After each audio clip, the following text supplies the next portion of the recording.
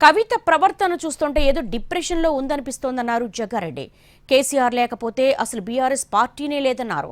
కేటీఆర్, హరీష్, కవితల వల్ల ఏం కాదన్నారు. కేసీఆర్తోనే ఆ పార్టీకి ఉనికి ఉంటుందన్నారు.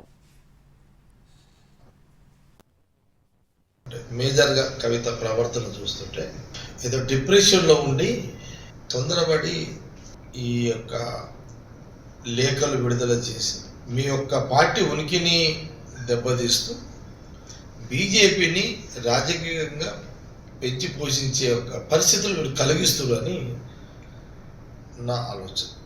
దీని మీద కాంగ్రెస్ పార్టీ కార్యకర్తలు, నాయకులు మేము అలర్ట్ కావాల్సిన అవసరం మాకుంది. అసలు కేసీఆర్ లేకపోతే బీఆర్ఎస్ లేదు కదా, పార్టీ లేదు కదా. ఎవరు ఒప్పుకున్నా ఎవరు ఒప్పుకోకపోయినా కేసీఆర్. కేసీఆర్ తోటే ఆ పార్టీ ఉనికి, కేసీఆర్ తోటే ఆ కేటీఆర్ కానీ, హరీష్ కానీ, కవిత కానీ.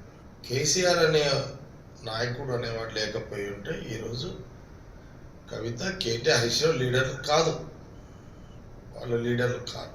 మీ చెట్టు నీళ్ళ బతుకుతారో మీరు ఆ చెట్టుని నరికే ఒక అది అంటారు చూడు, మనం కొమ్మ మీద కూర్చొని తన కొమ్మని తను నరుకున్నట్టు